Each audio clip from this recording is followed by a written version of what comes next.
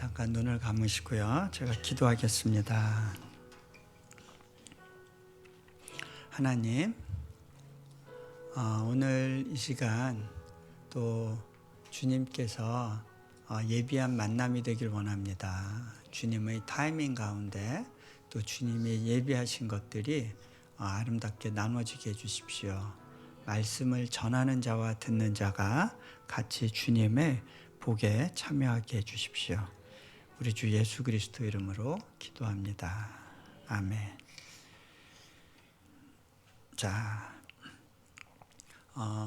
제가 두 번째 제목을 내려놓음이라고 했어요. 그리고 아까 본문 읽은 것 중에 또 미처 못 다룬 부분이 있어서 그 두 가지를 같이 묶어서 좀 나눠보려고 합니다. 제가 이제 내려놓음이란 책을 썼는데요. 그게 벌써 한 12, 13년 됐네요. 벌써 오래전 이야기가 됐고요. 그때만 해도 제가 아마 30대 후반이었던 것 같아요. 너무 젊은 나이에 그 책을 쓰고 난 다음에 좀 뒷감당하기 어려운 그런 좀 후폭풍이 있었어요. 어떻게 보면 저는 아직 새내기 선교사였고 미처 이렇게 사역적으로나 이렇게 준비되지 않은 상황 가운데 이제 막 엄청난 소용돌이가 이제 제 삶 가운데 이제 찾아오게 됐던 것 같습니다. 그러다 보니까 제가 이 내려놓은 책을 이렇게 보는 걸 좀 불편해했던 것 같아요. 제가 그 책을 이렇게 다시 접하는 거에 대해서 마음으로 좀 불편한 부분이 있었는데 마치 뭐와 같냐면 이제 제가 어디 가서 말씀을 전하면 많은 경우 그걸 유튜브에 올리더라고요. 근데 제가 이렇게 가끔 가다가 제 유튜브에 권장 그 유튜브로 이렇게 그런 내용들이 올라와요. 근데 제가 이렇게 보다 보면 불편하더라고요. 저는 제가 한 설교를 다시 접하는 게 좀 불편한 경우들이 있었어요. 이게 말도 제가 느꼈던 것보다 훨씬 어눌한 것 같고 그 목소리도 별로 마음에 안 들고 그래서 그리고 이 내용도 어떤 때는 그때는 어떤 감동이 있어서 그렇게 얘기했지만 야, 너무 대담한 이야기를 어떻게 그렇게 그런 생각이 들 때는 좀 이제 불편하기도 해서 제가 이제 제 설교를 잘 못 듣고 제가 쓴 책을 다시 보는 게 좀 불편하곤 했는데 근데 이제 가끔 가다가 이렇게 이메일이나 카톡으로 오늘의 묵상에서 이렇게 오는 경우가 있는데 한 번은 어떤 묵상을 읽으면서 야, 어쩌면 지금 내가 고백하고 고민하는 삶을 이렇게 잘 표현해냈을까 하고 쭉 보다가 도대체 저자가 누군가 하고 딱 보는데 밑에 내려놓음에서 발췌 이렇게 그러면 이제 굉장히 당혹스러운 거예요. 내가 이렇게 멋있는 표현을 썼나? 근데 제가 돌아보면요, 요즘 제가 그 책을 다시 읽었어요. 왜냐하면 이게 그 싱가포르에서 영어로 이제 출간이 되게 돼가지고 이제 영문 번역본을 보면서 다시 이렇게 보는데 그렇구나. 그냥 이건 내가 혼자 쓴 거는 아니구나. 하나님 은혜가 있으니까 저는 글 쓰는 재주가 없는 사람인데 글 가운데 하나님의 은혜가 이렇게 담기는구나. 그런 생각을 하면서 이걸 너무 내 걸로 보지 말아야겠다. 이제 그런 생각을 하게 됐어요. 그러면서 내려놓음에 대해서도 한번 좀 정리하면 좋겠다. 이제 그런 생각을 갖고 이제 오늘 그런 마음으로 좀 한번 나눠보려고 하는데요. 그 내려놓음 책이 처음 나올 때 제가 그런 제목을 붙일 생각은 없었어요. 제가 원했던 제목은 천국 유목민 이런 제목이었어요. 그리고 인터넷에 제가 홈페이지에서 글을 올릴 때는 장막일기 이런 제목으로 올렸고 좀 어떻게 보면 광야에 대한 묵상이라는 의미로 그 책을 이제 처음에 글을 시작하게 됐었는데 이게 출판사에서 보니까 거기 이제 내려놓는 삶에 대한, 그러니까 유목민의 삶이 이렇게 다 놓고 가는 삶이잖아요. 그래서 비우고 내려놓는다는 이야기들이 많이 나오다 보니까 아예 제목을 출판사에서 내려놓음으로 지으면 어떻겠나 그러면서 굉장히 안 팔릴 제목이지만 우리 책 제목 내려놓읍시다. 그래서 내려놓음으로 책이 나오게 됐어요. 근데 저는 그 책이 나올 때 좀 편안하게 뭐 무슨 제목이든 상관없겠다 생각했던 게 어차피 뭐 안 팔릴 책이라는 확신이 있었기 때문에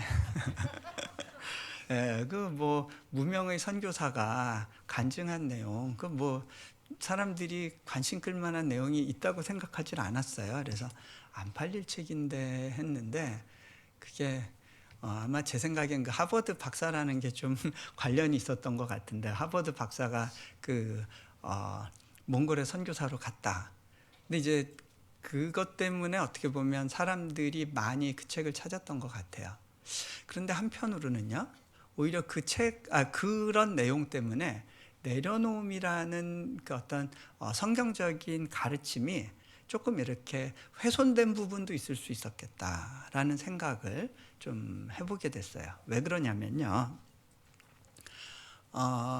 그 많은 분들이 이제 내려놓음이란 제목의 책을 접하고 그거를 어떤 식으로 인식을 했냐면, 그래 뭔가를 이룩하고 그거를 주를 위해 아낌없이 탁 내던지는 삶, 그런 걸로 좀 굉장히 드라마틱하고 영웅적인 삶과 내려놓음이 연관된다라는 그런 좀 오해가 있었던 것 같아요.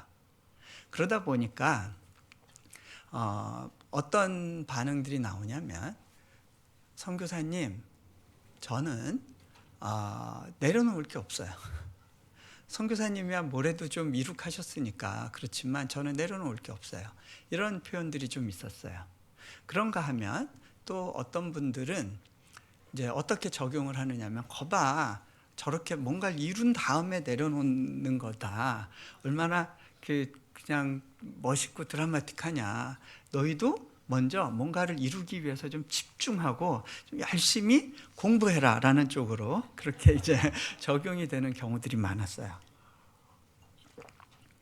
그런가 하면 어떤 경우는 내려놓기 위해서 더 정진하고 더 애쓰고 더 노력해라 라고 그렇게 메시지가 가기도 한 경우를 보게 돼요. 많은 오해가 있었던 것 같아요. 또 어떤 분들은 이게 내려놓음과 포기가 뭔지 이렇게 좀 많이 헷갈려 했어요. 그래서 저 교회에서 주일학교 교사라고 계속 얘기하는데 저거 너무 부담스러워요. 그거 좀 내려놓아야 될 것 같아요. 그렇게 적용을 하고 그 다음에 나 공부하는 거 너무 힘든데 이것도 내려놔야 되는 거죠. 이제 뭘 내려놓을지에 대한 이제 이렇게 헷갈림도 좀 있었고, 제가 실은 그 제목을 처음에 그렇게 붙이려고 했던 게 아니니까 그런 상황에 대해서 미리 다 예측해서 정리를 못 해준 것 같아요. 그래서 이제 할 수 없이 그 다음 책들이 계속 나오게 되는 계기가 됐는데요. 어떤 분들은 또 이렇게 이야기를 했어요. 제가 잘 아는 목사님인데, 이용규 선교사 책 내가 책상 밑에 내려놓고 안 읽었어. 왜 책상 밑에 내려놨냐고 물어봤더니 자꾸 장로님들이 선물하셔서 기분이 되게 나빠졌대요. 세 번째 선물 받고는 기분이 나빠서 다 책상 밑에 내려놨대요. 그래서 그 책이 왜 많이 팔렸을까? 선물용으로 많이 나간 것 같아요. 목사님이 장로님들께, 장로님이 목사님들께, 그리고 성도끼리 서로 자, 메시지가 뭐야? 너 좀 내려놔라, 뭐 이런 거죠, 다. 그래서 이게 내려놓음이라는 표현이 갖고 있는 여러 가지, 그러니까 우리나라의 어떤 전통적인 어떤 그 관념하고 묶여서 여러 가지 좀 오해가 있구나라는 생각을 하게 됐어요. 그래서 제가 이제 더 내려놓음이라는 책을 결국 썼는데요. 그 책을 쓰고 나니까 또 많은 분들이 다음 책 제목 내가 맞출 수 있을 것 같다고 그렇게 얘기를 했어요. 다음 책 제목 다 내려놓어. 완전 내려놓어. 뭐 이런 거 아니냐고. 근데 제가 그 책을 쓰질 못했어요. 왜 그랬냐면요. 자, 제가 생각하는 내려놓음은 이런 거예요. 어떤 이렇게 뭔가를 이룬 다음에 이걸 포기하는 그런 개념이 아니라요. 해결되지 않은 우리 자아의 그 나무 뿌리가 있잖아요. 그 뿌리채 뽑히는 거예요. 그러니까 내 스스로 내 필요를 채워야 된다는 그 생각이 하나님께 항복되어지는 거예요. 내가 나를 채우는 것이 아니라 하나님이 나를 위해서 나를 채워주신다는 믿음인 거예요. 그래서 제가 하나님 한 분으로 만족한다고 내려놓으면서 많이 이렇게 표현을 했는데, 하나님으로 만족하는 삶과 내려놓는 삶이 같이 가는 거예요. 하나님으로 채워지는 삶과 내려놓는 삶이 같이 가요. 자, 뭐와 같냐면요. 이 물을 비우는 방법이요. 이 물을 마셔버려서 해결되는 게 아니라 이 안에 다른 걸로 채워서 물이 흘러 넘치는 거예요. 이 내 잔이 넘치나이다가요. 이게 실은 내려놓는 삶과 같이 가는 쌍이에요. 네, 하나님으로 채워져 가는 과정이에요. 자, 불교에서는 어떻게 이야기하느냐면요. 제가 내려놓음 썼을 때 실은 불교도들이 많이 사서 봤대요. 그래서 실은 책이 그렇게 많이 팔린 거라고 그러더라고요.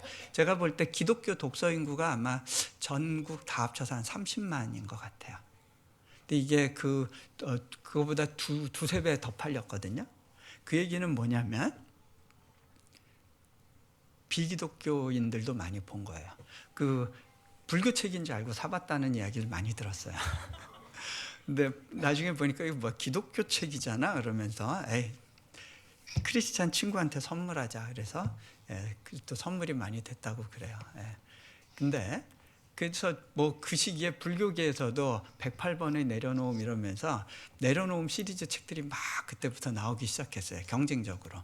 근데 불교에서의 내려놓음과 성경적인 내려놓음이 갖는 근원적인 차이가 있어요. 뭔 것 같으세요? 불교에서는요, 내려놓음의 주체가 나예요. 내가 주체가 돼요.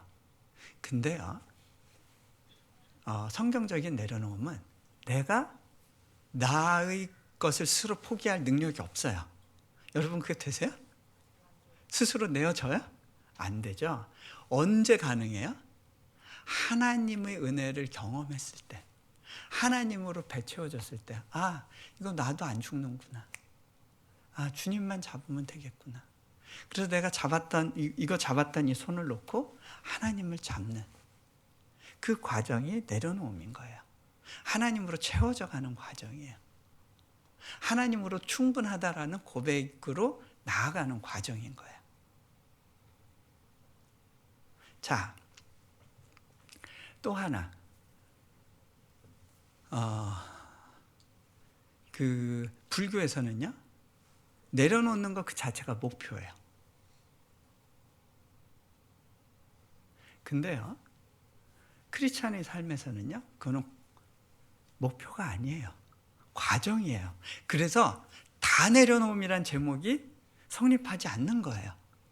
우리는 하나님으로 채워져 가는 과정 가운데 살아가는 거지, 그 자체가 내려놓고 비우는 그 상태가 목적이 아니에요. 불교에서는 그걸 목적으로 이야기를 해요. 자, 그리고요, 내려놓는다 할 때 한국 분들은 주로 뭘 생각하느냐면요, 청빈 사상을 생각을 해요. 있어도 없는 척, 그리고 뭔가를 좀 이렇게 남들의 눈을 의식해서 덜 누리는 것처럼 이렇게 보이는 삶. 그런 것을 그게 이제 청빈 사상에서 그런 게 오고, 그래서 우리는 또 이렇게 또 영적인 리더들이 또 이렇게 가난한 삶을 살면 그거에 대해서 감동을 받는 그런 전통을 갖고 있어요. 그런데 내려놓는 게 꼭 그런 걸 의미하는 건 아니에요. 뭘 이렇게 포기하는 거가 아니에요. 있어도 안 누리고 이런 거가 아니에요. 자, 저도요, 초기에는 그 부분에 대한 좀 이렇게 정리되지 않은 생각들이 있었어요. 제가 뭐 책은 썼지만 내려놓음에 대해서 진지하게 고민해 본 적이 없이 이제 내려놓음을 쓴 사람으로 이제 다른 사람들 앞에 이제 프리젠트 되기 시작했어요. 그 어떤 거냐면, 남들은 이렇게 저를 보면서 저 사람 뭘 내려놨을까 관찰 대상이 돼요. 그 내려놓았다는 사람이 입는 옷은 뭐냐? 내려놓았다는 사람이 어떤 가방 들고 다니냐, 어떤 신발 신냐, 뭐 이런 거, 내려놨다는 사람이 왜 저래? 뭐 이럴 수 있는 것 같아요. 저는요, 그 시선이 의식되어지는 동안 이렇게 자유하지 못했던 것 같아요. 근데 이제 그런 시기에 어떤 일이 있었냐면, 제가 몽골에서 살 때 하복, 양복이 좀 필요했어요. 몽골에서는 별 필요가 없는데 여름이 짧으니까 한국이나 이제 중국 같은 데 나갈 때 이제 양복이 필요하다 싶어서 마침 중국 북경에 간 적이 있었는데 누가 짝퉁 시장에 데려간 김에 그래, 하복 양복을 사자 하고 골랐는데요. 그때 한국 돈 5만 원으로 양복 2벌을 골랐어요. 근데 그 중에 한 벌이 조지 알마니 상표가 붙어있는 그런 거였어요. 근데 조지 알마니 상표가 여러 곳에 붙어 있더라고요. 집에 가서 잘 다 뗐어요. 뗐는데 이 등에 여기 안감으로 붙어 있는 거는 그건 뭐 어떡할 수가 없더라고요. 그래서 그렇게 하고 이제 한 번은 그 옷 입고 한국에 집회차 나갔는데, 이제 그 저녁 식사 자리에서 어느 장로님이 더운데 왜 그 옷 자꾸 입고 있냐고, 좀 벗으라고. 괜찮아요, 그냥 입고 있을게요 그랬는데 너무 친절하셔서 막 가까이 와가지고 그 옷을 막 뺏어요. 그래서 옷걸이에 가서 걸고 그러고 오시는데, 이렇게 처음엔 밝은 표정으로 갔다가 좀 이렇게 얼굴이 굳어 있어요. 제가 순간적으로 혹시 조지 알마니 때문에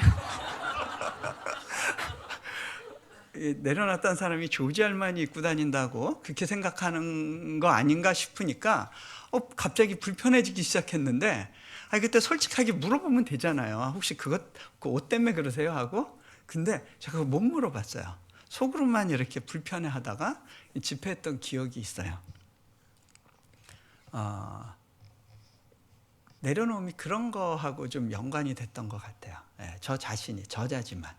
근데 그러다가 한 번은요, 제가 어느 도시에 방문하게 됐는데, 그 도시는 굉장히 이렇게 물가가 비싼 데였어요. 고층 빌딩만 있는 그런 지역이라 물가도 비싸고 호텔비가 뭐 그것도 한 250불 그런 거예요. 하룻밤에. 제가 부담이 됐어요. 아무리 누가 이제 호스트한 분들이 내는 거라고 하지만 이게 내가 이런 데 있을 필요가 있나라는 생각이 막 들고요. 또 식사를 대접하는데 거기는 뭐 다 이렇게 호텔 지역이다 보니까 식사비도 뭐 만만치 않겠더라고요.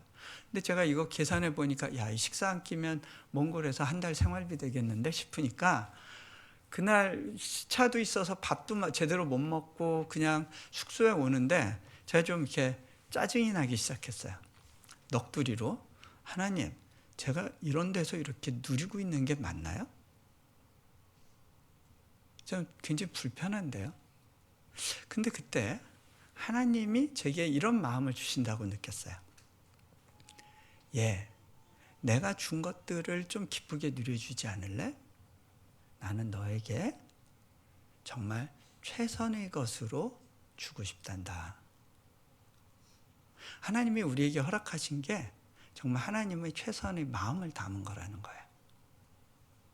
제가 그때 그분이 내게 원하시는 거는 내가 뭘 희생하고 포기하는 게 아니라 그분이 우리 삶 가운데 예비하신 것들을 기쁘게 누리는 거구나. 근데요, 제가 이렇게 보면요, 우리가 그걸 잘 못 누려요. 예를 들어서요, 제가 지난 가을에 한국에 와서 보니까 한국이 알록달록 울긋불긋한 천지였는데 제가 막 마음이 설레더라고요. 오랫동안 그런 광경을 못 보고 그냥 녹색지대나 회색지대에 살다가 이 알록달록한 색깔을 접하면서 막 마음에 흥분이 일어났던 것 같아요. 근데 한번 이런 생각을 해봤어요. 그 당시에 집회에 오신 분 중에 누가 이 알록달록한 환경에 대해서 감사한 마음으로 왔을까? 이 중에 누구 하나가 하나님, 저에게는 단풍이 필요해요. 아름다운 자연환경이 필요해요. 그거 주세요 하고 요구한 사람이 있었을까? 하나님이 우리에게 허락하신 거 좋은 것이 굉장히 많은데 그게 하나님이 어떻게 보면 마음을 담아서 만들어 예비하신 것인데 우리가 어느 한 명 내게 이런 게 필요해 하고 요구한 사람이 있었을까? 네. 하나님이 예비하신 건요, 우리가 눈으로 보고 귀로 듣는 것보다 훨씬 크고 좋은 것들이라는 것을 경험하게 되고요. 그것을 누려가는 과정이 내려놓음의 삶과 같이 간다는 거예요. 내려놓는다는 건 하나님께 내 기회를 맡겨드리는 거예요. 내가 온전히 그걸 맡겨드릴 때 하나님이 내게 허락하신 것들이 아름답게 누려지기 시작해요. 그래서 누림과 내려놓음이 같이 가는 거더라고요. 자, 근데요, 그 가운데 특별히 내려놓음이 뭐와 같이 가느냐면요, 하나님께 맡기는 삶과 같이 가요. 네, 제가 한 가지만 좀 예를 들어 드릴게요.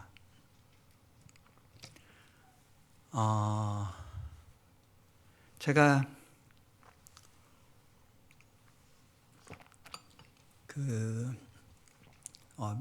그 인도네시아에 가서 초기에 굉장히 이렇게 불편한 시간들을 이제 갖는 과정 가운데 이게 왜 하나님이 내게 이런 상황을 허락하셨을까?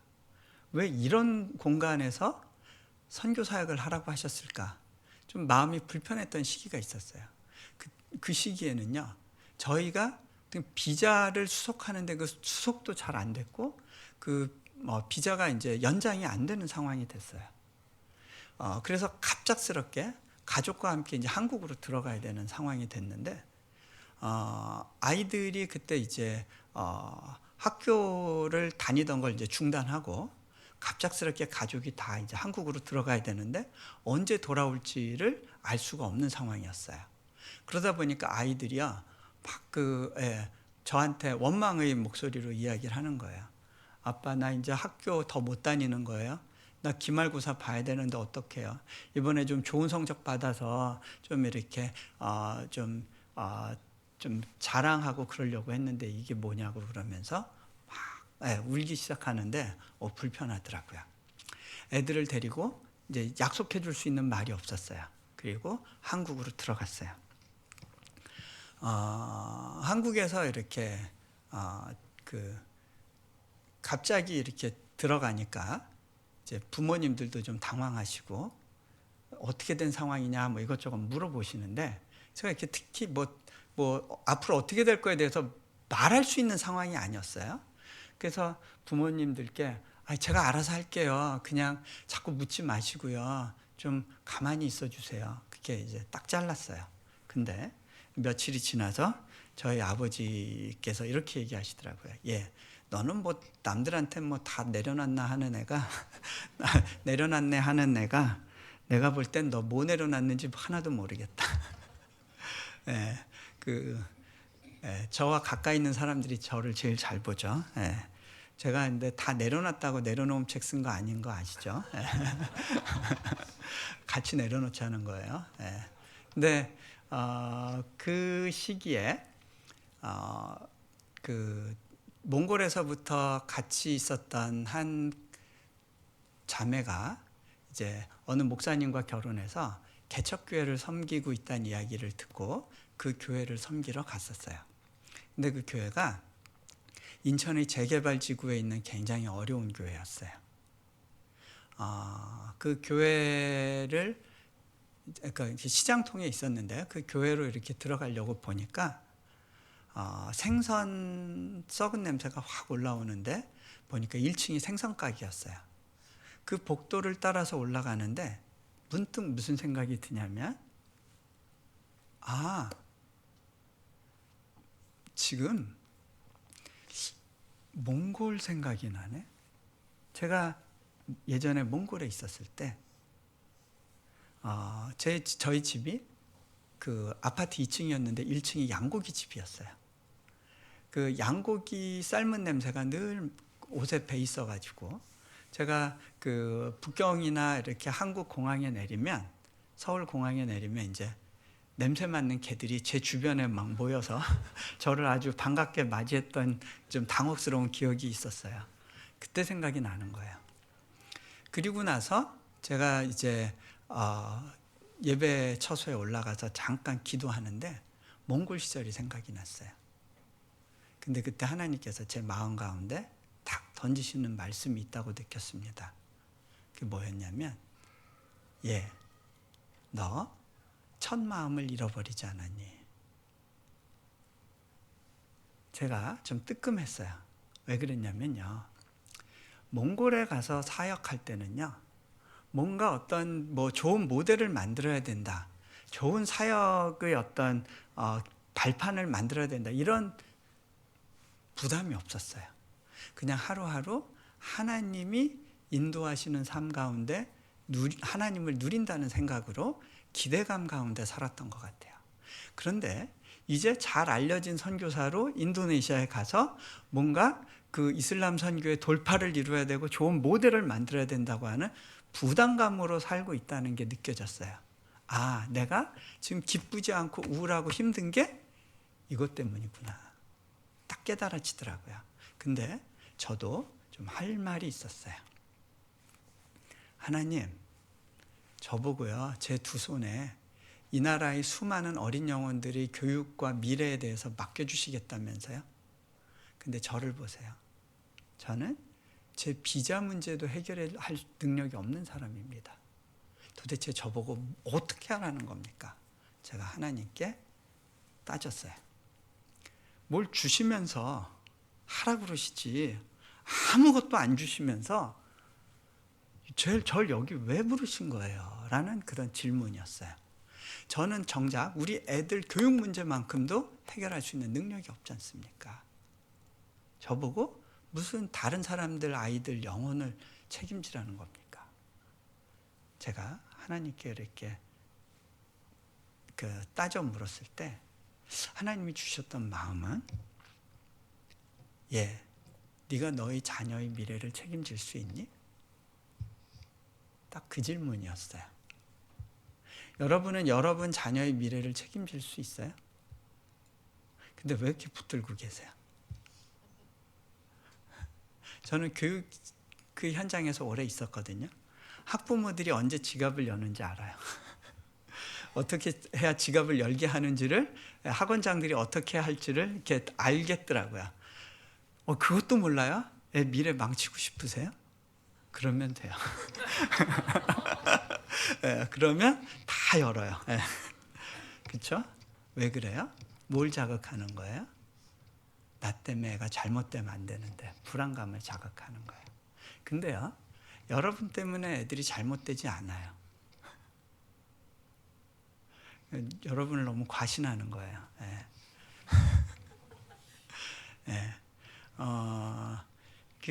하나님이, 잠깐 그 얘기를 하면, 하나님이 이 교육의 과정에서 하나님이 저를 이제 훈련하셨던 것들이 있었던 것 같아요. 저희 아이에 대해서, 저희 아이가 이제 시기에 따라서는 평범한 모습으로 있는 시기가 있잖아요. 근데 이제 저는 공부를 잘했던 사람이에요. 공부가 되게 쉬웠던 사람이거든요. 아내도 좀 그랬던 것 같아요. 그러다 보니까 때로는 아이들이 퍼포먼스를 잘 이해를 못했어요. 열심히 안 한다고 오해를 했었던 경우가 있었던 것 같아요. 아이들이 성적을 받아왔을 때 그거에 대해서 제가 좀 이렇게 너 더 잘할 수 있어, 이런 얘기들을 했는데, 그것이 좋은 태도가 아니었다는 걸 나중에 깨달았어요. 아이들이 그런 태도 가운데 이렇게 상처가 생길 수 있었다는 것을 몰랐어요. 그러니까 좀 똑똑한 부모 밑에 있는 애들이 자존감이 낮을 수가 있어요.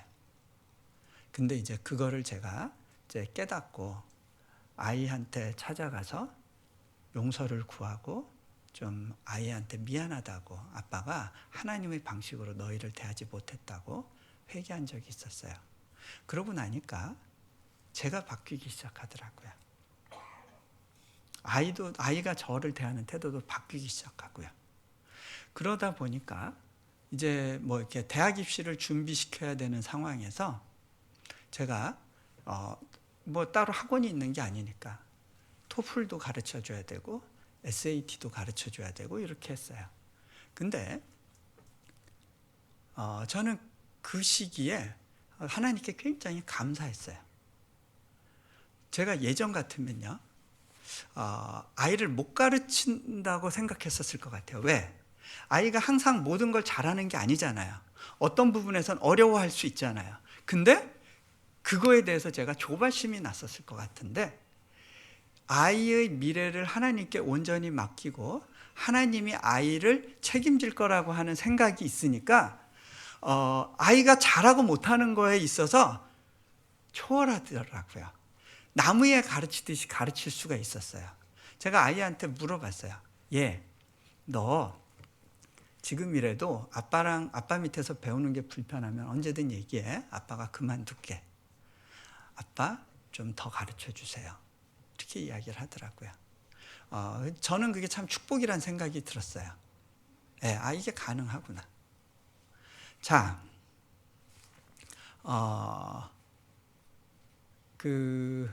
저희가 그 시기에 제가 그 기도했었을 때, 그 개척교회에서 기도했을 때 하나님께서 네가 네 자녀의 미래를 책임질 수 있니? 물어보셨을 때, 아니요, 제가 할 수 없죠. 너는 왜 네가 할 수 없는 일을 갖고 걱정하니? 그래서 제가 이렇게 고백했어요. 주님, 맞습니다. 그거 제 일이 아닙니다. 이제부터는 제가 이 일을 가지고 걱정하지 않겠습니다. 더 이상 자녀의 교육 문제를 놓고는 제가 기도도 하지 않겠다고 그렇게 했어요. 기도를 안 한다는 이유는요, 이제 뭐 게으르게 산다 그런 의미가 아니라, 이 부분에 대해서는 이미 여러분, 기도의 끝이 뭔지 아세요? 온전히 맡기게 되는 거예요. 온전히 맡길 수 있게 됐을 때 그 부분에 대해서는 더 이상 기도할 필요가 없는 거죠. 저는 그렇게 생각을 해요. 기도의 완성은 기도 응답이 아니에요. 온전한 맡김이에요. 자, 그래서 그렇게 하고 난 다음에 무슨 마음이 왔느냐면, 수많은 선교사 자녀들의 교육에 대해서 생각하게 됐어요. 그래서 학교를 세우자. 초중고등학교를 세웠어요. 저희 집에서 6명 학생 데리고 시작을 했어요. 근데 그러면 이제 대안학교가 되거든요. 아이들이 미국으로 갈 때는 상관이 없는데 한국으로 대학을 가려고 하면 문제가 돼요. 검정고시나 이런 걸 봐야 돼요. 근데 뭐 애들이 한국으로 안 가면 되겠지라고 생각을 했어요. 그런데 저희 큰아이가 한국으로 학교를 가고 싶다는 거예요. 그러면 이제 검정고시랑 다 봐야 되는 거예요. 그래서 너 그거 할 수 있겠니? 뭐 해야죠. 그러고 그거 준비하고 있었어요. 그런데 그 과정 중에 정부가 법을 새로 바꿨어요. 저희 그 학교가 기독교 교육이고 영어로 하기 때문에 정부가 내셔널 커리큘럼으로 받아주지 않을 거라고 생각했는데, 새로운 법이 나오면서 우리 학교가 정부에 등록된 학교로 인증이 되면서 아이가 학력 인증을 받게 되는 거죠. 제가 그 사실을 알게 되고, 한국에서 그 사실을 알고 아이한테 전화를 했어요. 너 이제 검정고시 안 봐도 돼. 아이가 하는 말이, 아빠, 난 어떻게 그런 일이? 난 그거 기도도 못하고 있었는데? 하나님이 또 의리가 있는 분 아니니. 제가 감사한 건요. 제가 선교지에서 아이를 키우면서 감사한 첫 번째는 아이가 하나님의 의리가 뭔지를 삶 가운데서 배웠다는 거예요. 하나님이 그 믿음으로 살아가는 사람들의 삶 가운데 어떻게 받으시고 길을 여시는지를 경험했다는 거예요. 우리가 노력해서 뭔가를 열 수 있는 게 아니에요. 살아보셨잖아요. 그죠? 그 길을 열어주시는 분이 하나님이세요.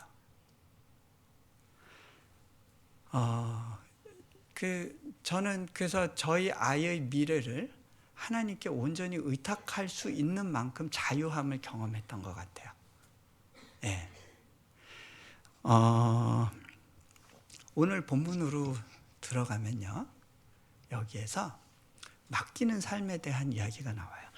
자, 예수님이 그 믿음을 달라고 하는 제자들한테 다짜고짜 하는 이야기가 종 이야기를 해요. 자, 뭐라고 얘기하시느냐? 너희 중 누구에게 밭을 갈거나 양을 치거나 하는 종이 있어 밭에서 돌아오면 그더러 고도 앉아서 먹으라 말할 자가 있느냐? 굉장히 냉정한 것 같은 말씀이에요. 우리를 종으로 부르셨네? 종처럼 대하시겠다는 얘기네? 이게 믿음하고 무슨 관계가 있지? 자, 이 종의 태도에 대해서 여러 가지가 있지만 오늘 제가 한 가지를 좀 나누려고 하는데요. 종은요, 스스로 자신의 입고 먹고 사는 것을 준비하지 않아요. 주인에 맡겨요. 맡긴 삶이에요. 맡긴 삶. 자, 그렇게 하나님께 맡겨진 삶의 모습을 어떤 면에서는 종의 모습으로 예수님께서 설명하는 거예요. 저는 보면요, 내려놓음에 있어서 굉장히 중요한 요소가 맡김이라고 생각을 해요. 그런 의미에서 내려놓는 삶과 믿음은 같이 가요.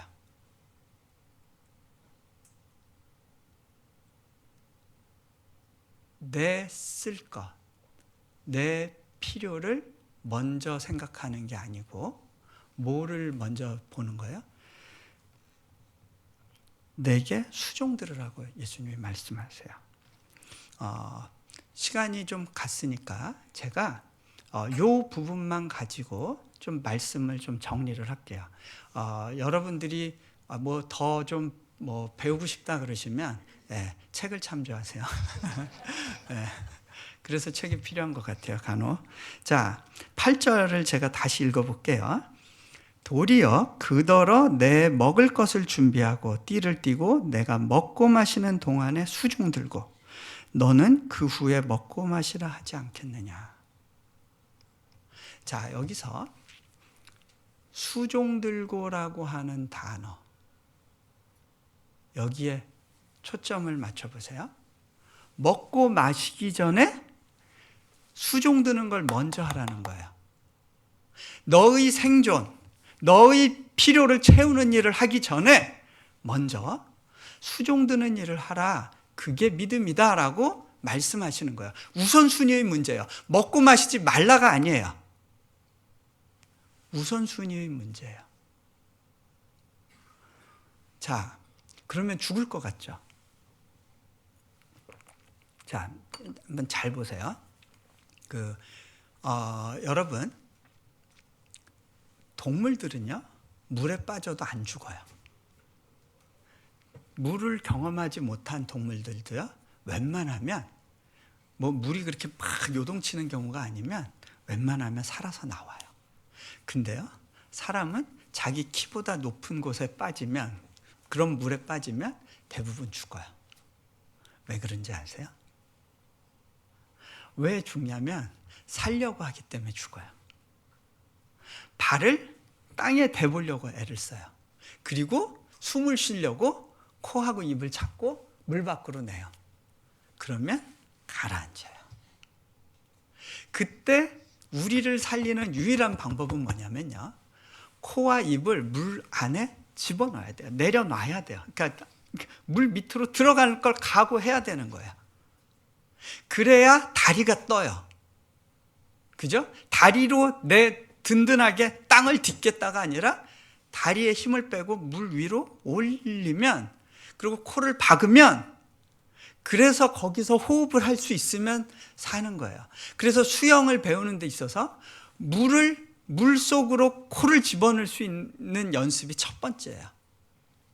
그래야 그 다음으로 넘어가는 거고, 저는 코를 물 속에 넣을 수 있으면 수영의 절반은 배웠다고 말할 수 있는 것 같아요. 근데 살려고 하기 때문에 죽어요. 물이 공포의 대상이에요. 물이 나를 부자유하게 하고 가둔다고 생각해요. 그런데 물 안에 코를 넣을 수 있게 되면 그 다음에는요, 물에서 뜨는 법을 배워요. 그러면 물이 나를 가둬두는 공간이 아니라 나를 자유케 하고 나를 누리게 하는 공간이란 것을 배워가게 돼요. 그래서 믿음과 내려놓음과 번지점프가 비슷한 부분이 있어요. 번지점프 해보셨어요? 네, 번지점프를 하는 사람들 이야기가 올라가는 것도 굉장히 힘들지만 뛰어내리는 것도 어렵고요. 뛰어내린 다음에 줄이 끝까지 가서 이렇게 탁 튀어오를 때, 그때 굉장히 오싹하대요. 왜 그래요? 내 스스로 내가 갈 곳을 정해놓고 가는 삶을 안전하다고 생각하는데, 어디로 가는지 모르게 뭔가 확 어떤 힘이 자기를 낚아채는 느낌이 들 때 오싹한 거예요. 그게 우리 본능이에요. 그런데요, 네, 번지점프 준비. 자, 그래서 그 부분이 오싹한데요. 저는 제 인생의 번지점프를 여러 번 해본 것 같아요. 어디로 갈지 모르고 제 인생을 하나님께 완전히 맡겨드린 적이 여러 번 있었어요. 그렇게 미국 유학을 갔고, 또 몽골에 선교사로 갔고, 또 인도네시아로 선교사로 갔고, 정말 계산이 안 나오는 가운데 주님이 주신 방향이라고 믿어지는 것을 향해서 한 걸음 한 걸음 걸어 나갔던 적이 있었어요. 어떻게 보면 번지점프 같이 오싹한 순간이에요. 다음을 알 수가 없는 거예요. 그런데 그러면 끝인 것 같고 망할 것 같은데, 그 길을 따라가다 보니까 제가 번지점프대라고 생각했던 곳을 위에서 보게 돼요. 또 떨어져요. 그 다음에 또 보니까 번지점프대라고 생각됐던 곳을 위에서 보게 돼요. 그런데 제가 이렇게 많은 크리스찬들을 보니까 번지점프대 위에 앉아만 있어요. 번지점프가 좋은 점만 얘기를 해요. 뛰어내리려 하지 않아요. 다 안전지대에 머물러 있길 원해요. 제가 그 얘기를 했더니 어떤 분이 이런 이야기를 하더라고요. 자기가 번지점프대에서 한번 뛰어내려 봤대요. 근데 막 머릿속으로는 떨어지고 있었는데 뒤에서 소리가 들리더래요. 학생, 그 지금 잡고 있는 지지대 빨리 손 떼! 하고 소리가 나더래요. 보니까 마음으로는 떨어지고 있었는데 손으로 지지대 잡고 지금 안 떨어지고 있는 거예요. 자기도 몰랐대요. 근데요, 우리가 많은 경우 그렇게 살아가는 것 같아요. 다른 보조장치 의지하고 안 떨어지려고 발버둥 치고 있어요. 밑에 떨어져도 안 죽어요. 하나님이 받으세요. 인생의 막바지 같고 더 이상 길이 없는 곳 가보세요. 옆에 또 길이 있어요. 거기까지 가기 전에는 그 길이 안 보여요. 하나님의 인도하시는 방식은 그래요. 믿음으로 발을 뗄 때만이 보게 되는 거예요. 어떤 분들은 거기서 한 다리 짚고 충분히 나는 스릴을 즐기고 있어요. 이런 분들이 있을 거예요. 그렇죠? 누군가가 뒤에서 와서 확 밀면 어떻게 반응할까요? 두 다리 확 하고 뒤로 물러서겠죠. 뛰어내릴까요? 아니죠. 여러분, 한 다리를 들고 있다는 얘기는요, 뛰어내릴 생각이 있다 없다? 없다. 두 주인 섬길 수 없어요. 뒤로 물러서면서 한마디 하겠죠. 장난치지 마. 떨어질 뻔했잖아. 장난인 거예요. 여러분, 믿음 생활이 장난이 되면 안 돼요. 장난이 아니에요. 자,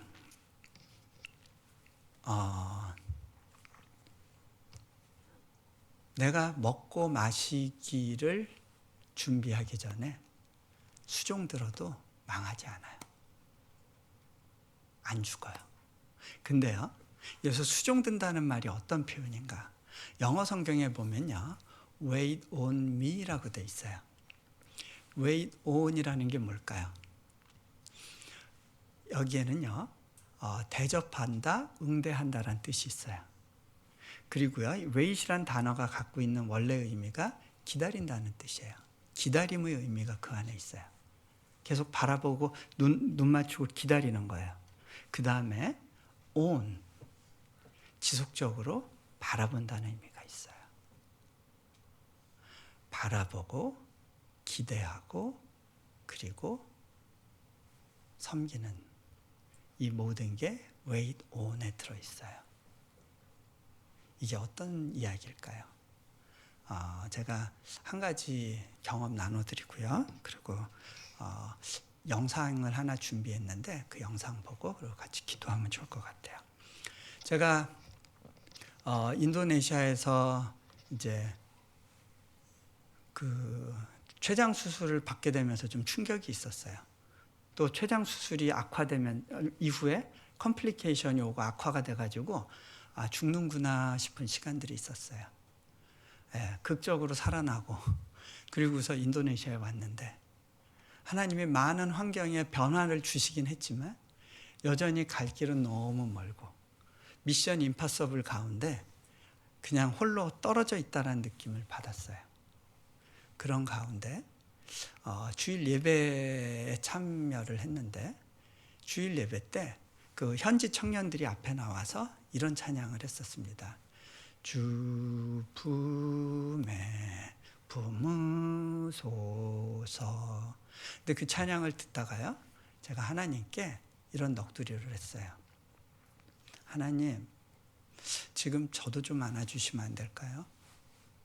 저도 좀요. 근데요, 그때 제 마음 가운데 제 등 뒤에 뭔가 날개치는 소리가 느껴진다고 생각됐어요. 푸득푸득, 푸드득, 푸드득. 주님이 나의 이 작은 목소리에 반응하셔서 내 뒤에 나를 안아주러 오신 거구나라는 생각을 하니까 막 안에서부터 흐느끼기 시작하면서 눈물이 막 쏟아졌어요. 남들이 볼까봐 눈물을 훔치면서 내가 좀 힘들었나 보다. 그러고 이렇게 추스리고 있는데 제 마음 가운데 하나님이 질문하고 계시다고 느꼈어요. 네가 지금 다람쥐 쳇바퀴 도는 삶을 사는 것 같고 이 가운데 아무런 돌파도 일어나지 않는 것 같고 네가 여기서 너의 귀중한 기회들을 다 낭비하는 것 같고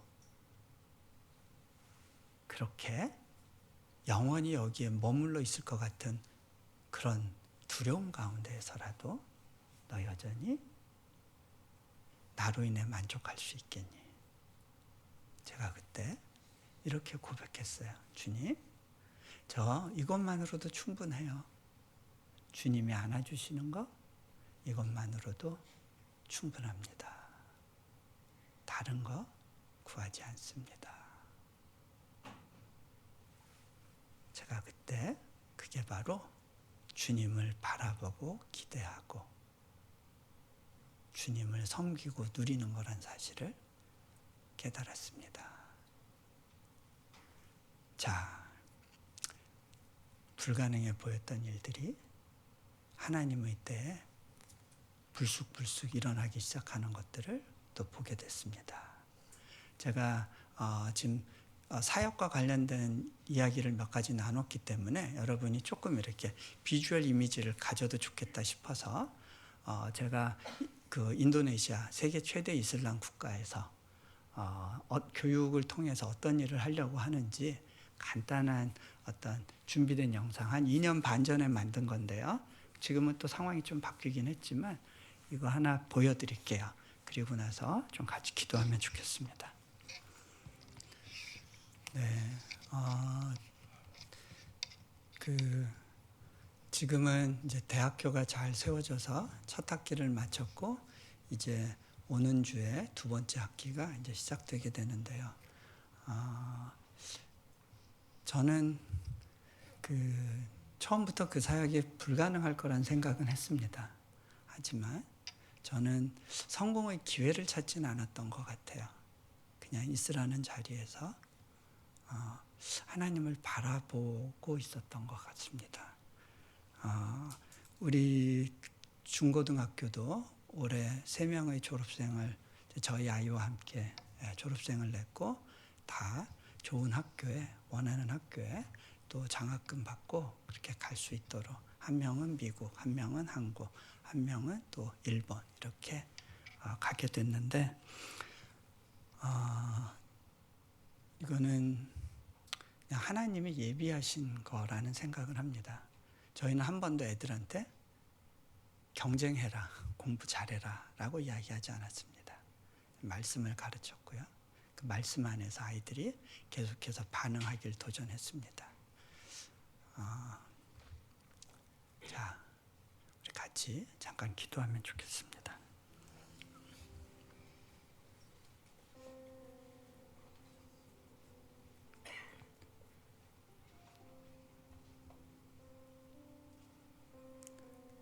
자, 눈을 감으시고요.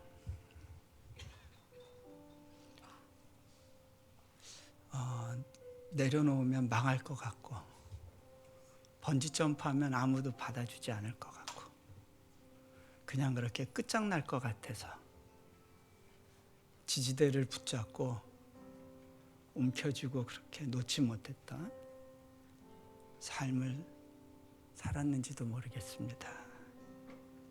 근데 주님이 말씀하십니다. 그대로 괜찮아. 네가 막다른 골목에 있는 것 같지만 그게 끝이 아니야. 나를 향해 손을 벌리지 않겠니? 너 죽지 않아. 내가 예비한 걸 만나려면 네가 지금 믿음으로 반응해 줘야 한단다.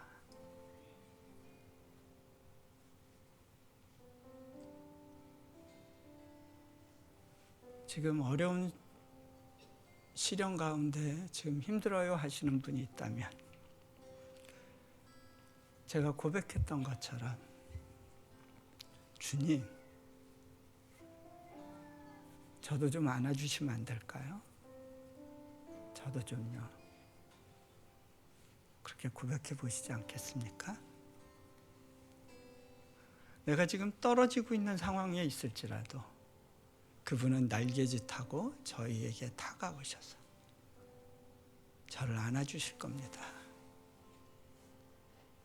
이미 안아주고 계시지만 우리가 느끼지 못할 수도 있습니다.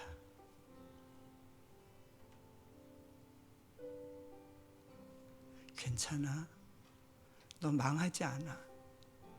내가 너를 위한 계획이 있어. 그리고 그것을 아름답게 이루기를 원한단다. 지금 내가 너에게 원하는 것은 믿음의 반응이란다. 네가 붙잡고 있는 그 지지대를 놓을 수 없겠니? 나의 특별한 은혜를 누릴 수 있도록 여러분이 움켜쥐고 있는 자녀의 미래에 대한 불안 주님께서 놓으라고 하십니다. 그 네가 나의 계획을 막으려 하지 말고 나의 조력자가 되어주지 않겠니? 너의 방식을 먼저 고집하기 전에 한 발자국 물러서서 나를 wait on 하지 않겠니? 주님이 말씀하십니다. 그것이 바로 우리가 내려놓아야 될 대상이라고 말씀하십니다.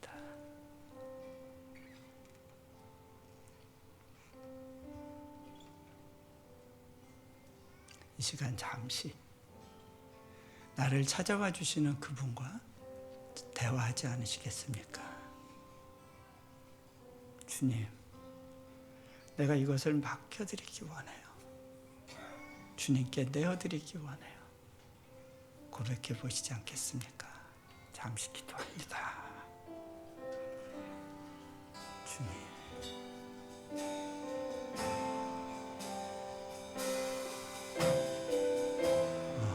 주님.